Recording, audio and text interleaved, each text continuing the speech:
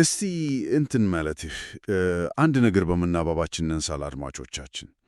አንድ እጅግ በጣም ወሳኝ የሆነ የቼስ ጨዋታ ላይ ተቀምጣችኋል ብላችሁ አስቡ። እሺ። ግን ምን መሰለሽ፣ በቦርዱ ላይ ምንም አይነት የቼስ ጠጠር የላችሁ። ንጉሥ የለም፣ ንግሥት፣ ፈረስ፣ ምንም የለም።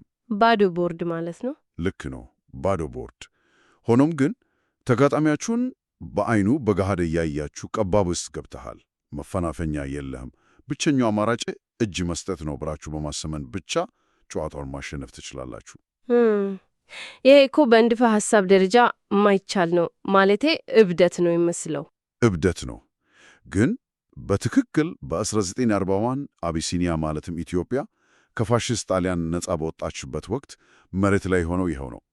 እጅግ ግዙፍ የሆነውን የጣሊያን ሰራዊት መሳሪያ በማብዛት ወይም በቁጥር በመብለት አልነበረም ማንበርከክ የተቻለው። አዎ፣ ስነ ልቦናዊ ጦርነት ነው እንጂ። ልክ ነሽ። ዛሬ በጥልቀት የምንመረምረው እንግዲህ ከሰማያል መድረክ ያገኘነውንና The Sword of the Lord and of Gideon ወይም የጌታ እና የጌዲዮን ሰይፍ በሚል ርዕስ የቀረበውን ሰፊ የታሪክ ሰነድ ነው። በጣም አስገራሚ ሰነድ ነው። አዎ፣ ይህ ሰነድ የሚያሳየን የጦር መሳሪያ ብልጫን ሳይሆን ስነ ልቦናዊ ማታለል፣ መጽሐፍ ቅዱሳዊ አፈታሪክ እና እጅግ ውስብስብ የሆኑ የትብብር ግንኙነቶች እንዴት አንድን አንጸባራቂ ድል እንዳመጡ ነው። መመሰለህ ታሪኩ መሬት ላይ ከሚታየው ተራ ወታደራዊ ግጭት እጅግ የጠለቀ ነው። ማለቴ የፋሽስት ኢጣሊያን ሰራዊት በወቅቱ ወደ ሩብ ሚሊዮን የሚጠጉ ወታደሮች ነበሩት እኮ። ሩብ ሚሊዮን? አዎ፣ አውሮፕላኖች፣ ከባድ መሳሪያዎች፣ ሁሉ ነገር ነበራቸው። የኢትዮጵያ አርበኞች እና አጋሮቻቸው ግን በቁጥርም ሆነ በመሳሪያ እጅግ አነስተኛ ነበሩ። ታዲያ ይህን ግዙፍ ኃይል እንዴት አሸነፉት ካል መረጃዎቹ እንደሚያሳዩት የተጠቀሙት ቫይፐር ወይም የእፉኝት ስልቶች የሚባሉትን እንቅስቃሴዎች ነው። ወይ የእፉኝት ስልት ስትይ ማለቴ ልክ እንደ እባብ ማለት ነው? ልክ ነው። ፊት ለፊት ተሰልፎ ቦታ ይዞ ከመዋጋት ይልቅ ጠላትን ሳይሳሰብ ነጥፎ በመሰወር ላይ ያተኮረ ስልት ነው። የጠላትን የስንቅ መስመር መቁረጥ፣ የሞራል ውድቀት ማስከተል፣ እንደዚህ አይነት ነገሮች። ዋው! የጣሊያን ሰራዊት የቱንም ያህል የበላይነት ቢኖረውም በነዚህ ስልቶች የተነሳ በማያቋረጥ የስነ ልቦና ጫና እና በራሱ ፍርሃት ውስጥ እንዲወድቅ ነው የተደረገው። ይህን ታሪክ ግን ወደ ኋላ ተመልሰን ስንጀምረው የዚህ ሁሉ ስትራቴጂ ጠንሳሾች የት ነበሩ የሚለው ራሱ አስገራሚ ነው። ታውቂያለሽ፣ ጦር ሜዳ ላይ አልነበሩም እኮ መጀመሪያ። አዎ፣ ካርቱም ነበር የጀመረው። ልክ ነው። ወደ 1933 መገባደጃ ላይ ሱዳን ካርቱም ውስጥ ነው ታሪኩ የጀመረው። በዚያን ጊዜ ካርቱም ውስጥ የነበሩት የብሪታንያ ወታደራዊ አመራሮች ማለቴ እንደ ጄኔራል ዊሊያም ፕላት ያሉት በስደት ላይ የነበሩትን ቀዳማዊ ኃይለ ሥላሴን የሚያዩዋቸው በከፍተኛ ንክት ነበር። አዎ፣ በጣም ለነሱ ንጉሠ ነገሥቱ ያረጁ ኃይላቸውን ያጡና የተረሱ መሪ ነበሩ። ትክክል። የብሪታንያ ጦር ጄኔራሎች ኢትዮጵያን እንደ አንድ የራሳቸው የጦርነት ቀጠና እንጂ ሉዓላዊት ሀገር ነች ብለው አላሰቡም ነበር። ግን ኦርድ ዊንጌት የተባለ አንድ የብሪታንያ መኮንን ወደ ካርቱም ሲመጣ ነገሮች ተቀየሩ። ዊንጌት እኮ የተለየ ሰው ነው። በጣም። ዊንጌት ወደ ንጉሠ ነገሥቱ ፊት ሲቀርብ ሌሎች ጄኔራሎች እንዳደረጉት በንቀት ማየት ቀርቶ በጥልቅ አጎንብሶ ዮር ኢምፔሪያል ማጀስቲ ወይም የግርማዊነቶ በማለት የተለየና ጥልቅ ክብር ነው የሰጣቸው። ይህ ድርጊቱ ደግሞ ሌሎች የብሪታንያ መኮንኖች ዊንጌትን እንደ እብድ እንዲቆጥሩት አድርጓል። እና እብድ ነው ያሉት ለዛ እኮ ነው። ግን የእሱን አስተዳደግ ስመረምር ምክንያቱ ግልጽ ይሆንልናል። ታውቃለህ? አዎ፣ ሃይማኖተኛ ነበራል እንዴ? አዎ፣ ማለቴ ዊንጌት ያደገው ፕሊማውስ ብሬዝረን በሚባል እጅግ በጣም ጥብቅ እና ጽንፈኛ የሆነ ሃይማኖታዊ አስተዳደግ ባለው ቤተሰብ ውስጥ ነው። ይህ አንጃ መጽሐፍ ቅዱስን ቃል በቃል ነው የሚተረጎመው። ቃል በቃል? አዎ። ስለዚህ ዊንጌት ይሄን በአፍሪካ ቀንድ የሚዳረገውን ጦርነት የሚያየው እንደ አንድ ፖለቲካዊ ዘመቻ ብቻ አልነበረም። ልክ ብሉይ ኪዳን ውስጥ እንዳሉ ቅዱሳን ጦርነቶች አድርጎ ነበር የሚያየው። እንዴ ማለት ንጉሱንም ልክ እንደ መጽሐፍ ቅዱስ ንጉስ ነው ያያቸው? በትክክል። ለዚህም ነው ያቋቋመውን ልዩ ኃይል ራሱ ጌዲዮን ኃይል ብሎ የሰየመው። ወይ እዚህ ላይ አንድ ጥያቄ ላንሳ። ማለቴ መጽሐፍ ቅዱሳዊ አፈ ታሪኮች ለሞራል ግንባታ አሪፍ ሊሆን ይችላሉ። ግን የጣሊያን ሰራዊት እኮ የታጠቀው ታንክና ማሽንገን ነው። ዘመናዊ አውሮፕላን አለው። የሰንበት ትምህርት ቤት ታሪክና እምነት ይዞ እንዴት ነው በ20ኛው ክፍለ ዘመን ካለ ዘመናዊ ጦር ጋር ተዋግቶ ማሸነፍ የሚቻለው? የብሪታንያ ባለሥልጣናት እብድ ነው ማለታቸው አያስገርምም እኮ። አዎ፣ በጣም ትክክለኛ ጥያቄ ነው። ግን የዊንጌት ስልት ዝም ብሎ እምነት ብቻ አልነበረ። በመጽሐፍ ቅዱስ ውስጥ ያለው የጌዲዮን ታሪክ ምን ይላል? ጌዲዮን 300 ሰዎችን ብቻ ይዞ በምሽት ማሰሮ በመስበር ችቦ በማብራት እና ጡሩምባ በመንፋት እኮ ነው ግዙፍ የሆነውን ሚዲያማውያንን ጦር በድንጋጤ እርስ በርሱ እንዲጋደል ያደረገው። አዎ ታሪኩን አውቃለሁ። ግን በዘመናዊ ጦርነት ላይ እንዴት ይሰራል? እሱ እኮ ነው ዊንጌት ይሄን ታሪክ ወደ ወታደራዊ ስነልቦናዊ ስልት ነው የቀየረው። ማለቴ የጣሊያን ሰራዊት ግዙፍ ቢሆንም ባዕድ በሆነ ሀገር እና በማያውቀው ተራራማ መልክዓ ምድር ውስጥ ተበታተነው የሚገኝ የተወጠረ ኃይል ነበረ። ተከቦ የነበረ ኃይል ነው። ልክ ነው። ዊንጌት የፈለገው ይሄን የፍርሃት ስነልቦና መበዝበዝ ነው። የሚገርመው ደግሞም ይሄ ጌዲዮን የሚለው ስያሜ በደቡብ ኢትዮጵያ ከሚገኙት የጌዲዮ ማህበረሰብ ታሪካዊ ተጋድሎ ጋር ስነልቦናዊ ትስስር መፍጠሩ ነው። አዎ ስሙም ይመሳሰላል። አዎ የጌዲዮ ሕዝብ በጣሊያን ወረራ ላይ ያደረገው ጠንካራ ተጋድሎ ይህንን የጌዲዮን አፈታሪክ ይበልጥ መሬት ላይ እንዲረግጥ እና ከአካባቢው እውነታ ጋር እንዲዋ አድርጓል። የዚህ ኃይል ስብስብም ወደ 1700 የሚጠጉ የሱዳንና የኢትዮጵያ መደበኛ ወታደሮች እንዲሁም 800 ያህል ኢትዮጵያውያን አርበኞችን ያቀፈ ነበር። ይህ እኮ ልክ በዘመናችን እንዳሉ የቴክኖሎጂ ፈጣሪዎች ነው የሚያደርገው። እንዴት ማለቴ? አስቢው ማለቴ አንድ ሰው ምንም አይነት ትርፍ የሌለውን ግን ዓለምን የሚቀይር አዲስ ሐሳብ ይዞ ትልልቅ ባለሀብቶች ፊት ቀርቦ በሚያብራራበት ጊዜ ባለሀብቶቹ የእብደት ነው፣ ሀብታችንን ልታባክን ነው ብለው ይመልሱታል። ዊንጌትም ምንም በቂ መሳሪያ ሳይኖረው በጥቂት ሰዎች ድምፅ አውጥተን የጣሊያንን ጦር እናባረራለን ሲል ለነዛ ጄኔራሎች የሰማይና የምድርን ያህል የራቀ ሐሳብ ነበር። ልክ ነው። ግን ደግሞ ይሄ ራዕይ መሬት ላይ ሲወርድ እውነትም ይሰራል ወይስ አይሰራም የሚለው መፈተሽ ነበረበት። እናም ወደ መሬት ሲወርድ አንድ ሌላ አስገራሚ ገጸ ባህሪ ወደ ትዕይንቱ ይገባል። አዎ ሐሳብን ወደ ተግባር የሚቀይረው ሰው ማለት ነው። ዊልፍሬድ ቴሲጀር ይባላል። ቴሲጀር አዲስ አበባ ነው የተወለደው አይደል? በትክክል አዲስ አበባ ነው የተወለደው። ዊንጌት ራዕዩ ነበረው፣ ግን አካባቢውን አያውቅም ነበር። ቴሲጀር ግን የኢትዮጵያን ባህል፣ መልክዓ ምድር እና አጠቃላይ አኗኗር በሚገባ ጠንቅቆ ያውቅ ነበር። የአካባቢው ልጅ ነዋ። አዎ የአካባቢው ልጅ ነው እና የእሱ ኃላፊነት የብሪታንያን የጌዲዮን ስትራቴጂ መሬት ላይ ካሉት ሀገር በቀል የኢትዮጵያ አርበኞች ጋር ማስተሳሰር ነበር። እና እንዴት ነው በተግባር ያሳየው? የዚህ ስልት ከፍተኛው ማሳያ የአጊባር ምሽግ ክስተት ነው። ማለቴ ቴሲጀር እጅግ አነስተኛ ኃይል ይዞ በምሽጉ ዙሪያ በርካታ እሳቶችን በተለያየ አቅጣጫዎች አስነደደ። እሳቶችን? አዎ ማታ ላይ።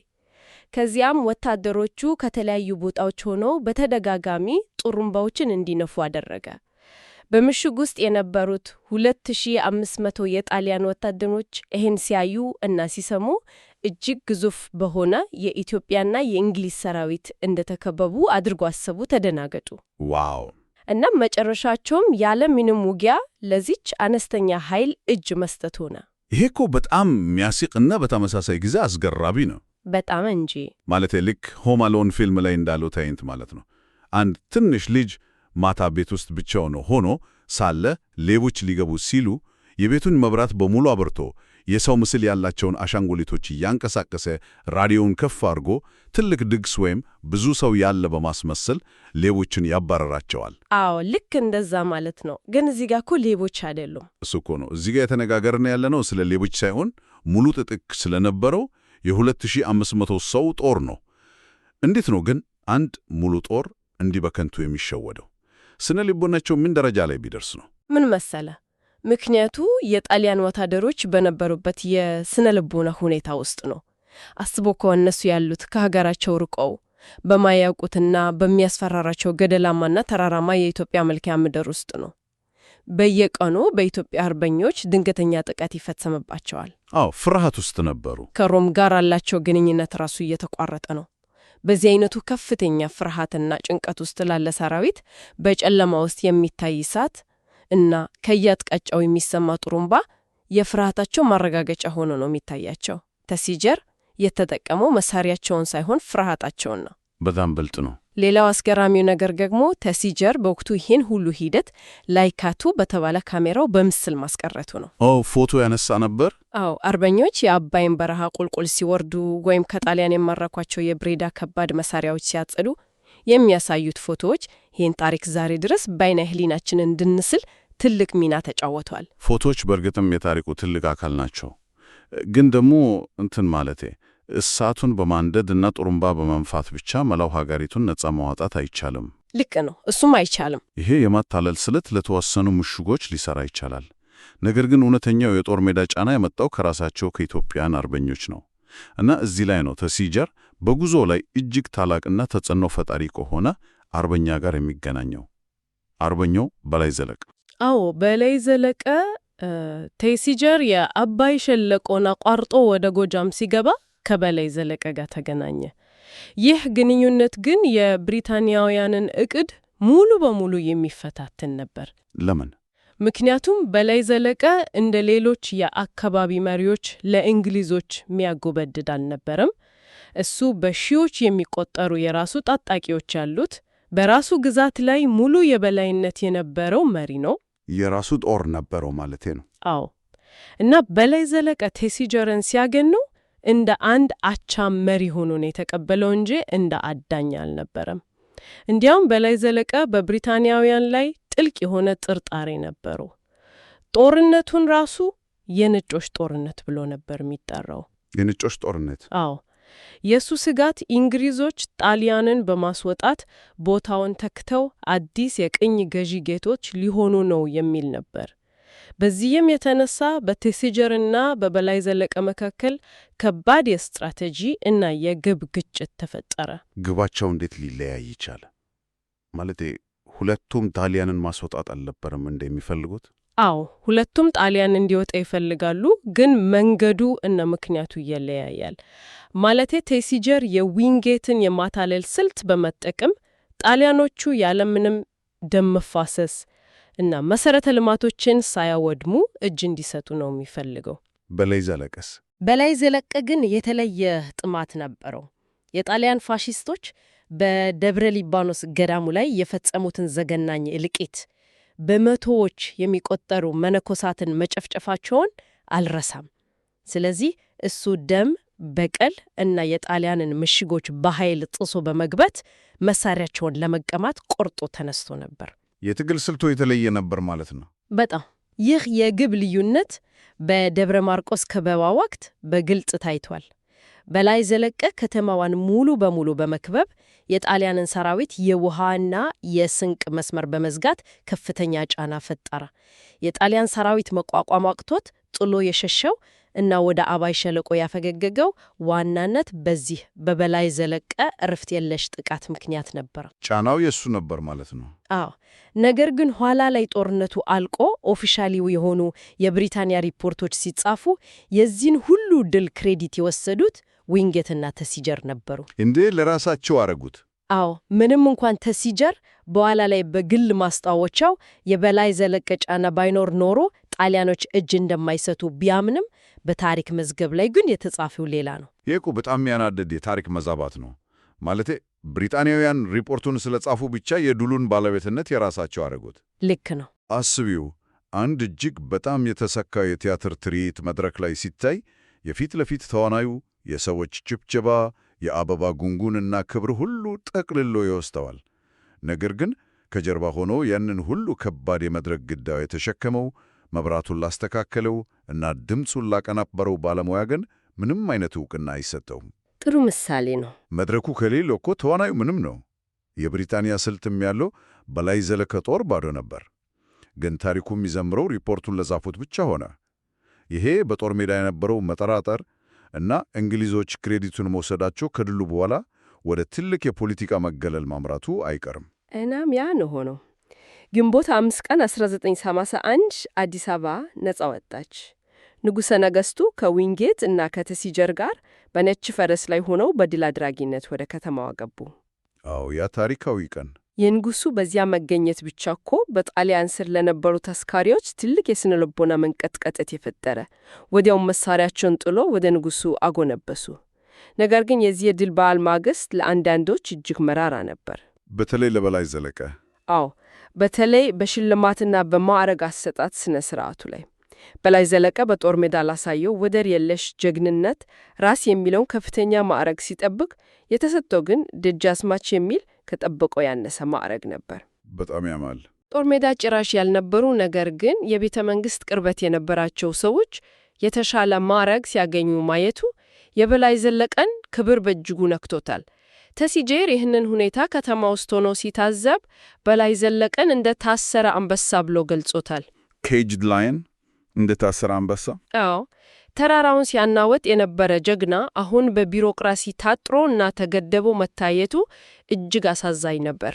የቡድኑ ዋና ተጫዋች ማለቴ ዓመቱ ሙሉ ግብ ሲያስቆጥር የነበረ ኮከብ ልክ ሻምፒዮንነት ተገኝቶ ዋንጫ በሚነሳበት ቀን አሰልጣኙ አግዳሚ ወንበር ላይ አስቀምጦት ዋንጫው በሌሎች ሲነሳ እንደማየት ያለ ጥልቅ ቅመም ነው። አዎ፣ በጣም ቆይ ግን ተሲጄርስ ቢሆን ይህን ሁሉ አይቶ በድህረ ጦርነት ሁኔታው ደስተኛ ነበር? አንዳቸውም ደስተኛ አልነበሩም እኮ። ተሲጄር ራሱ የድሮውን ባህላዊውንና የጀግንነት ዘመኑን አቢሲኒያ የወድ ስለነበር አዲስ የመጣው የንጉሠ ነገሥቱ ዘመናዊ አስተዳደር፣ መደበኛ ሰራዊት እና ቢሮክራሲያዊ አሰራር ያንን ጥንታዊ የጀግንነት ዘመን እያጠፋው ነው ብሎ በማመኑ የድህረ ጦርነት ጊዜውን በጣም ጠልቶት ነበር። የድሮውን ዘመን ናፈቀ ማለት ነው። አዎ፣ በላይ ዘለቀም ቢሆን ይህ የመገለል እና የክህደት ስሜት ውሎ አድሮ ወደ ማመጽ መራው።